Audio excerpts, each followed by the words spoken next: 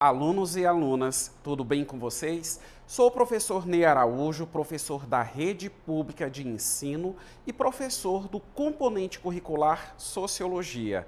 A partir deste momento, eu peço a sua atenção para que você possa acompanhar essa videoaula.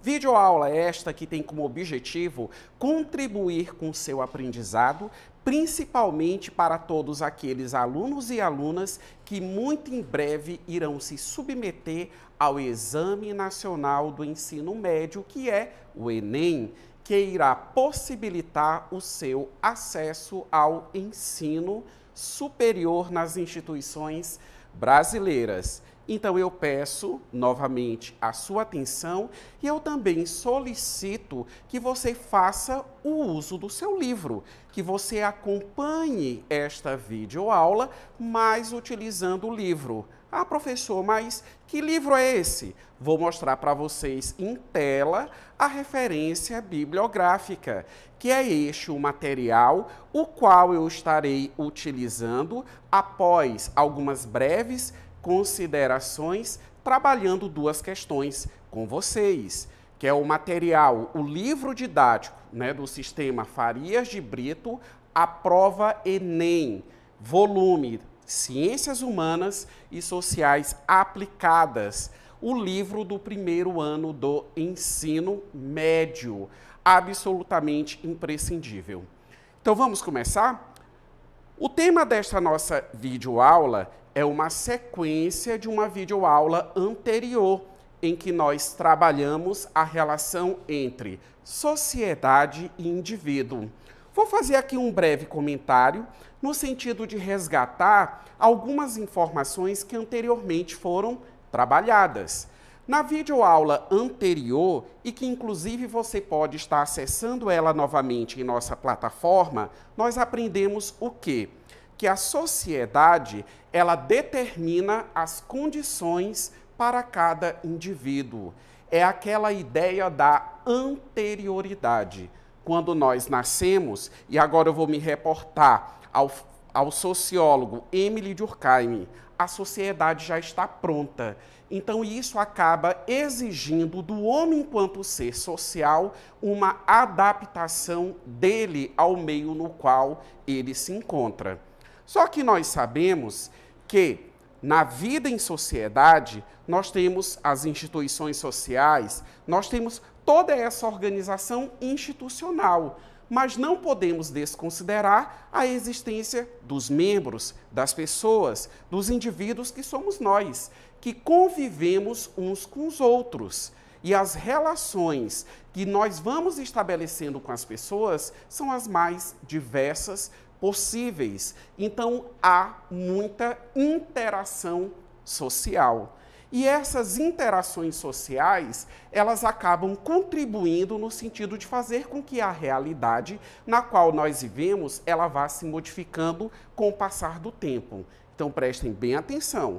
A sociedade, ela determina as condições, mas o próprio indivíduo, ele também tem condições de intervir na realidade social no qual ela se encontra. Por isso que os estudos, não só da sociologia, mas a própria história, acabam revelando as mudanças que vão acontecendo nos contextos sociais. Por isso que nós temos condições de periodizar momentos históricos em que a sociedade ela tem hábitos, cultura, padrão de comportamento, organização política e econômica ao longo do tempo. Vamos avançar? Eu quero mostrar esse esqueminha para vocês. Vocês estão aí visualizando, Nós temos 3 círculos que eles estão interligados e são 3 palavras que são as palavras-chave, que eu quero que vocês prestem bastante atenção, principalmente quando nós chegarmos nesta videoaula na etapa de resolução das questões que eu selecionei para gabaritar junto com vocês. Então, nós temos aí a palavra mudanças, Conforme eu mencionei agora há pouco, a sociedade ela se modifica, né? Se nós tomarmos como referência teórica, por exemplo, a corrente marxista do pensamento, frisa muito isso, a questão da dialética social. A sociedade ela se transforma, ela está em constante movimento. A sociedade ela não é estática, ela não está parada. Vamos observar outra palavra? Tecnologia. Dentro dessas mudanças, nós vamos tendo alterações tecnológicas.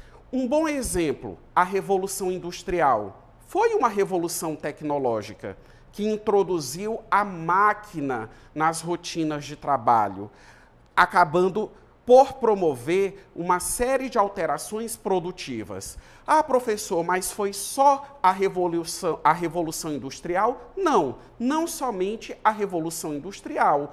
Cada conjuntura histórica, cada momento histórico, em cada sociedade há os seus padrões tecnológicos. Nós podemos até comparar, não seria, digamos assim, tão adequado, mas alguns padrões tecnológicos mais simples quando comparados com outros padrões tecnológicos em outras conjunturas sociais. E a terceira palavra, que eu quero que vocês prestem atenção, trata-se de conduta, comportamento, ou seja, quando nós vivemos em sociedade, nós temos os nossos padrões de comportamento. A sociedade, ela exige isso. Por isso que nós também tratamos tanto de ética, por isso que nós tratamos de moral, por isso que, por exemplo, nós conseguimos identificar algumas condutas, alguns comportamentos como comportamentos imorais, comportamentos que são injustos, comportamentos que são inadequados para a convivência social e que em um determinado momento, dependendo deste comportamento, dependendo desta conduta, são comportamentos absolutamente prejudiciais. Porque nessa relação entre o indivíduo e a sociedade, há uma perspectiva de comportamento, aquilo que é desejado. Como eu destaquei na videoaula anterior a todos vocês a respeito dessa temática, existe um padrão de conduta que ele é necessário justamente para que as nossas relações sociais, ou em outras palavras, a interação que nós vamos estabelecer uns com os outros, ela possa ser a mais saudável possível. É a vida social em harmonia. Então, para isso, precisamos de comportamentos que sejam compatíveis, que venham atender justamente esse tipo de perspectiva. Agora, diante dessas considerações que eu acabei de apresentar a todos vocês, nós vamos para o exercitando da nossa videoaula. Vamos para a primeira questão. Observem em tela e agora eu solicito e reforço mais ainda a utilização do material didático de vocês, que é o livro. Abra na página 158 e acompanhem a questão de número 3. Farei a leitura agora da questão. O marxismo aparece de início como a expressão da vida social, prática e real em seu conjunto, em seu movimento histórico, com seus problemas e suas contradições. Portanto, nele está compreendida a possibilidade de ultrapassar sua estrutura atual. As propostas concernentes à ação política se encaixam abertamente e racionalmente com suas proposições gerais. São teoremas políticos subordinados a um conhecimento racional da realidade social, portanto, subordinados a uma ciência. O marxismo se apresenta, pois, sob esse ângulo, como uma sociologia científica com consequências políticas, enquanto a concepção de mundo que se opõe a ele é uma política abstratamente justificada por uma metafísica. Antes de avançar no comando da questão e entre as possibilidades de resposta, vamos tecer algumas considerações. Aliás, eu vou tecer algumas considerações a respeito desse fragmento que eu acabei de ler a todos vocês. Que, primeiramente, cita uma corrente teórica existente na sociologia. Qual é essa corrente teórica? Justamente o marxismo. Quando nós falamos no marxismo, nós estamos tratando de um conjunto de autores que acabam comungando de uma determinada filosofia de pensamento, tendo como referência Karl Marx, né? Alguns autores, obviamente, tecendo, mesmo dentro dessa corrente, tecendo algumas considerações ao pensamento estabelecido por esse autor, alguns aprimorando as suas ideias e outros até com a postura mais de revisão das concepções marxistas. A corrente marxista do pensamento ela é uma corrente crítica em relação à dinâmica da sociedade, porque o marxismo, ele analisou as condições sociais, aliás, ainda analisa, porque é uma teoria presente, mas partindo da ótica econômica. Isso implica dizer o quê? As condições econômicas, elas determinam as condições sociais. Então, é na corrente marxista do pensamento que nós temos, por exemplo, aquela dualidade, as classes sociais. Você pertence a qual classe social? A tua presença em uma determinada classe social, ela é determinada justamente pelas suas condições econômicas. E assim por diante, né? Porque a sua posição de classe, ela acaba, digamos assim, determinando qual é a condição de vida que você possui. Vamos retornar à questão e ao seu respectivo comando. Com base no fragmento, pode-se afirmar que, letra a dimensão política do marxismo é parte de sua interpretação da vida social. B, falta ao marxismo ultrapassar sua situação histórica para tornar-se uma ciência. Letra C, o marxismo compreende a sociedade como uma totalidade fechada e acabada. Letra D, o marxismo, por suas consequências políticas, foi superado pela metafísica. E letra E, abstração e metafísica se contradizem no interior do marxismo, invalidando-o. Levando em consideração os apontamentos que eu expus agora há pouco a vocês a respeito do pensamento marxista, vamos verificar qual a alternativa correta está expressa na letra A. A dimensão política do marxismo é parte de sua interpretação da vida social. Por que isso, professor? Né? Simplesmente pelo argumento que eu disse a vocês anteriormente. O marxismo ele tem uma leitura crítica do modo de produção capitalista. Quando nós tratamos das classes sociais, por exemplo, é muito presente no marxismo a defesa de que cada classe social ela possui uma ideologia, porque possui interesses que são antagônicos. Os interesses da classe burguesa não são compatíveis com os interesses do proletariado. Então, nós temos uma contradição social, que na obra O Manifesto do Partido Comunista afirmou Karl Marx com Engels que a luta de classes ela corresponde ao motor da história. Vamos avançar para uma próxima questão? Somente 2 questões nesta videoaula. Agora vocês vão se direcionar, manusear o livro de vocês nas páginas 158, com continuidade da questão na página 159, e é a questão 4. Vamos lá? Está claro que a participação dos protestantes na propriedade do capital, na direção e nos postos de trabalho mais elevados das grandes empresas modernas industriais e comerciais é relativamente mais forte, ou seja, superior à sua porcentagem na população total.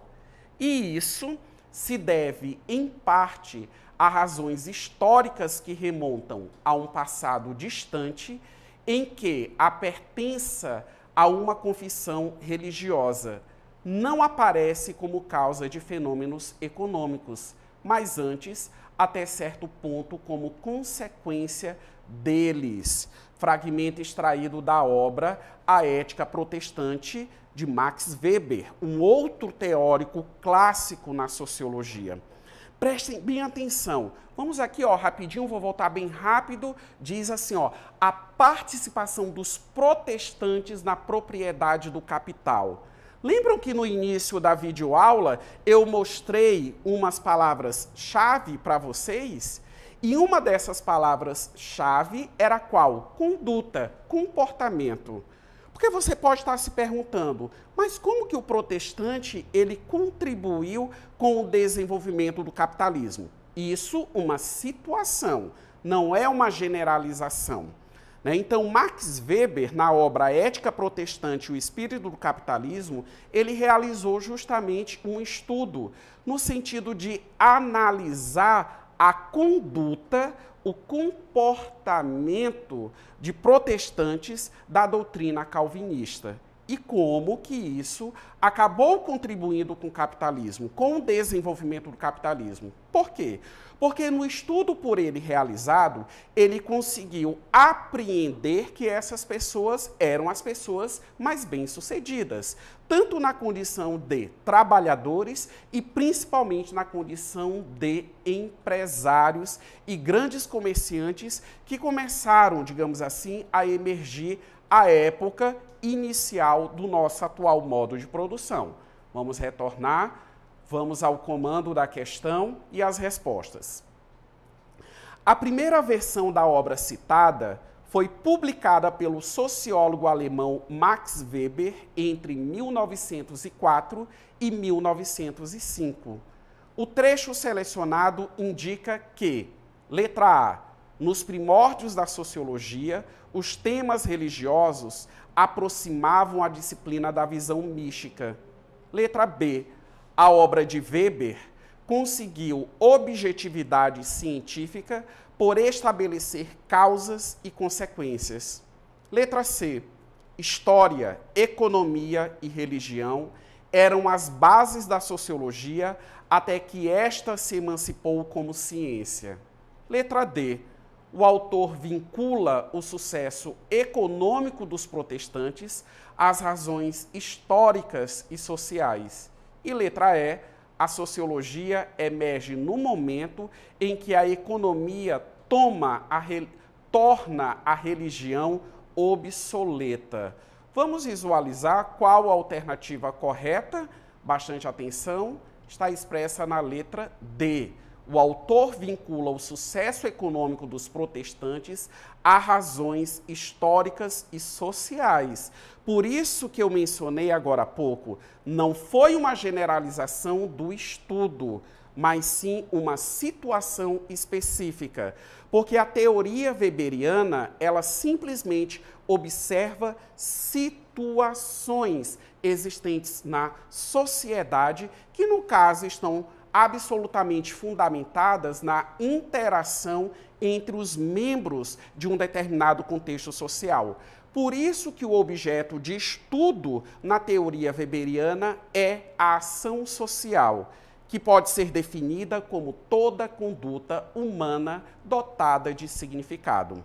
Prezados alunos e alunas, agradeço o fato de você ter acompanhado esta videoaula e eu te aguardo na próxima. E não deixe de acessar a nossa plataforma. Um forte abraço a todos vocês.